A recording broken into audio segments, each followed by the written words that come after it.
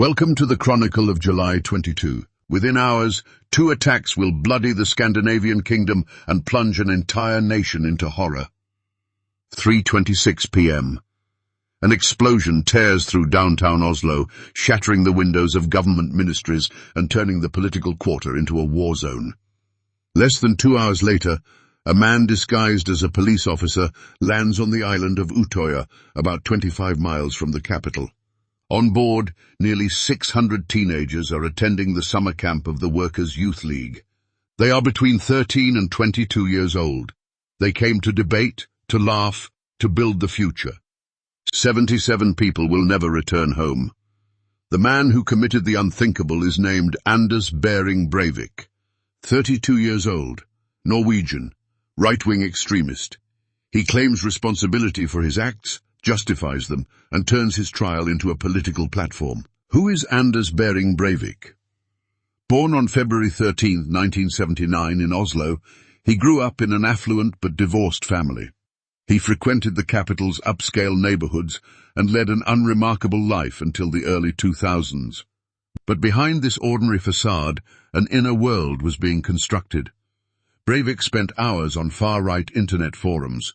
He read the writings of anti-Islamic conspiracy theorists. He convinced himself that Europe was being colonized by Muslims, with the complicity of the cultural Marxists and multiculturalists running the governments. He claimed to have participated in 2002 in London in the refounding of the Poor Fellow Soldiers of Christ and of the Temple of Solomon, a resurrection of the medieval Knights Templar.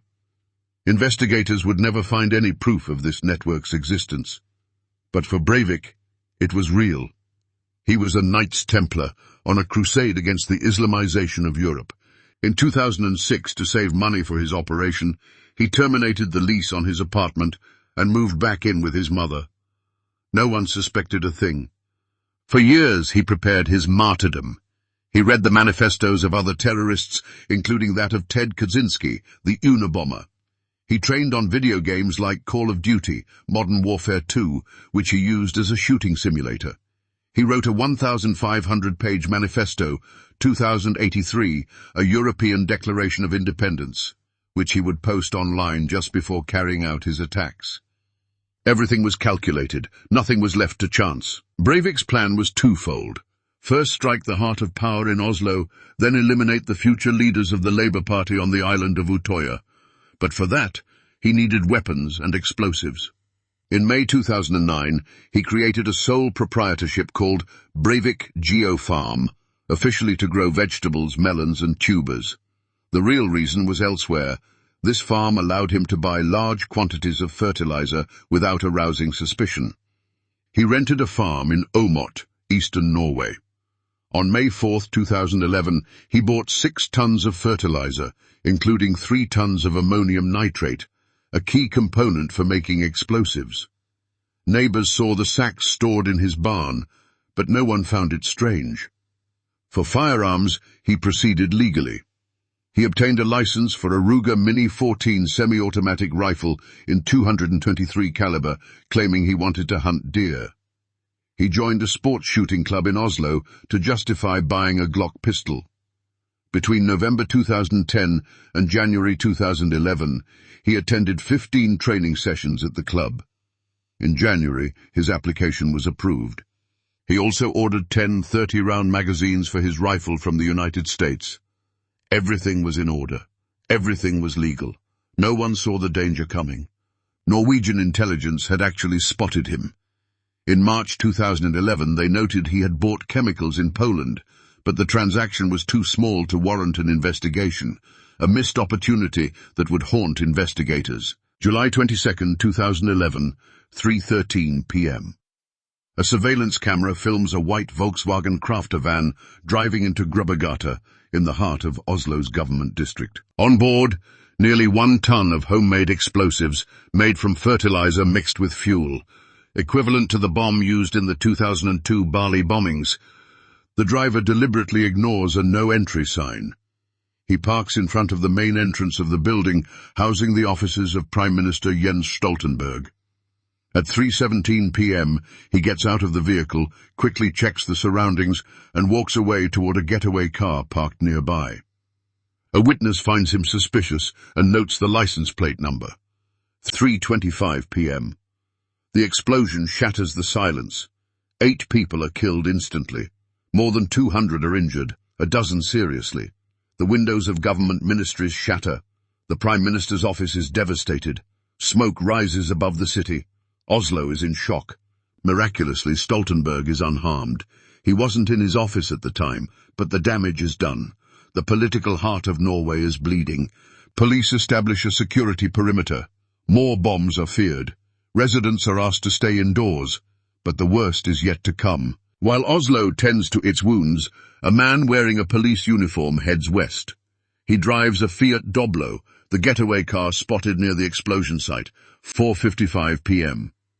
He arrives at Utøya, the dock that leads to the island of Utøya. There, more than 600 young people are attending the summer camp of the Workers' Youth League, AUF, the youth wing of the ruling party. Some are only 13 years old. He presents himself to the ferryman as a police officer coming to conduct a security check after the Oslo attack. He is armed with a pistol and an automatic rifle. No one suspects him. The ferry, the MS Thorbjorn, takes him to the island. 5:18 p.m. Breivik disembarks at Utøya.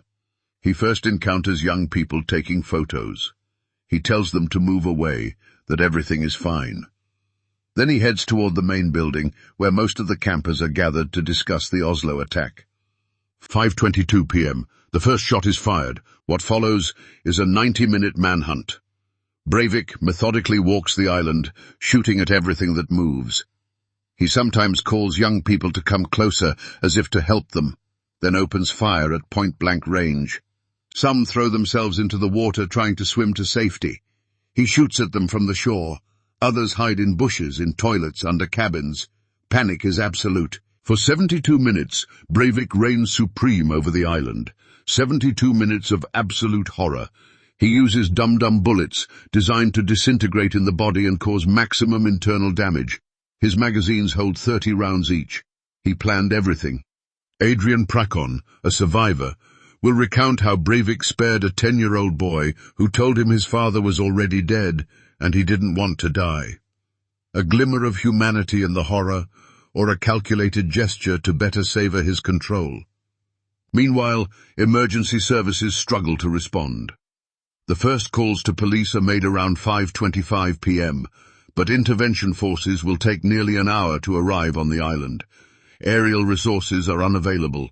The local police don't have a suitable boat. When the elite Delta unit finally reaches the dock, the boat provided to them is too small. Its engine stalls during the crossing. It's not until 6:25 p.m. that the first police officers set foot on Utøya. Breivik sees them arriving. He throws down his weapons, raises his hands in the air. 2 minutes later, at 6:27 p.m., he is arrested without resistance. He killed 69 people on the island. 80% of the victims were under 18. The total toll for the day, 77 dead, 319 injured. It's the deadliest attack in Norway since World War II. Breivik's trial opens on April 16, 2012, in Oslo. It lasts 10 weeks. The world's eyes are riveted on this courtroom. Breivik admits to the facts but pleads not guilty. He claims self-defense. He says he acted to protect Norway and Europe against Muslim invasion and cultural Marxism. There was no other way, he declares. I would do it again. He turns the trial into a political platform. He gives a far-right salute upon arrival. He reads a prepared statement reiterating the theses of his manifesto. The judges have to interrupt him several times. But the main issue of the trial isn't his guilt, which is obvious. It's his mental state. Is he sane enough to be held responsible for his actions? A first psychiatric evaluation declares him a paranoid schizophrenic, suffering from megalomaniacal delusions. If declared legally insane, he would be interned for life in a psychiatric hospital rather than prison. A second evaluation contradicts the first. Experts deem him sane at the time of the acts. On August 24, 2012, the verdict comes down. Breivik is declared criminally responsible. He is sentenced to 21 years in prison, the maximum penalty in Norway, but with a particularity. a preventive detention sentence that can be extended indefinitely as long as he is considered dangerous. Breivik receives the sentence without emotion. His lawyers appeal the sentence, not the verdict. They want him declared insane. The appeals court upholds the judgment. In the years that follow, Breivik becomes a media ghost. He serves his sentence under high-security conditions, first at Skien prison, then at Ringerike prison. He legally changes his name in 2017 to become Fjotolf Hansen. He continues to make headlines.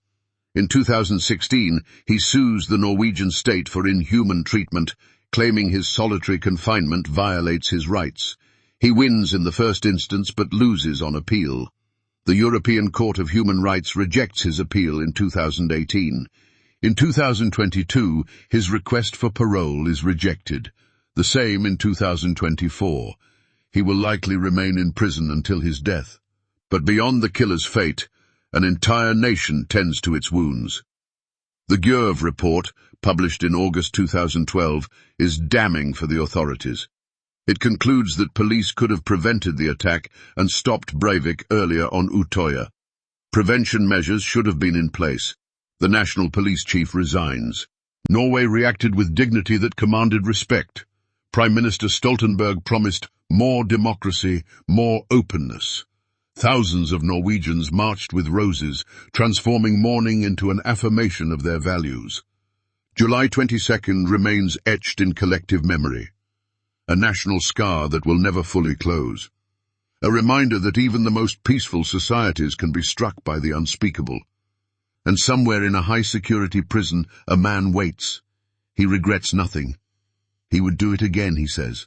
Absolute evil, installed at the heart of Norway for the rest of his days. 77 victims, 8 in Oslo, 69 on Utøya, more than 300 injured.